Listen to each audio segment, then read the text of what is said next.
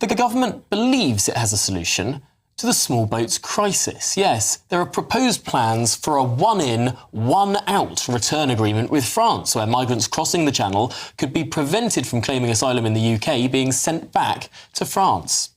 Well, the deal would see France taking back migrants who've crossed illegally, while the UK agrees to accept a comparable number of asylum seekers from France. So a bit of a migrant swap.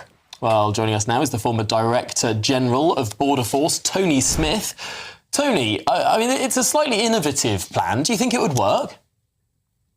I'm really nervous about it, Tom. If I'm honest, I shouldn't be, I suppose, because I spent a lot of time in the Home Office myself trying to get the French to take asylum seekers back. And ever since then, I've been saying that the best deal would be if we could get a safe third with France. But my worry about this is in the detail, Tom. What is the deal that we're doing with France? Who are these people that we're going to be taking in return? Are these people that aren't currently allowed into the UK? So are we opening the door to people that we don't have to?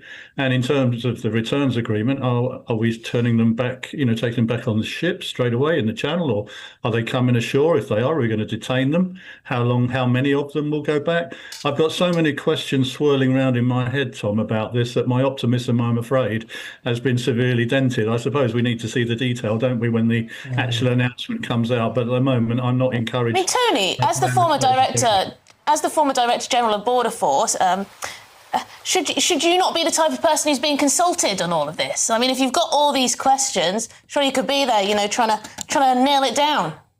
Well, I run my own border security company these days. So, we have been offering help to the Home Office if they want advice on options, because, many of people on my book's been around the block, including me, on a lot of this stuff before, and a lot of the narratives that's coming out. And I'm afraid some of the negotiations that are underway, I'm not entirely sure are going to stick. So, yes, I am very happy to help out if asked, but one would need to be invited into the tent, if you like, to help them.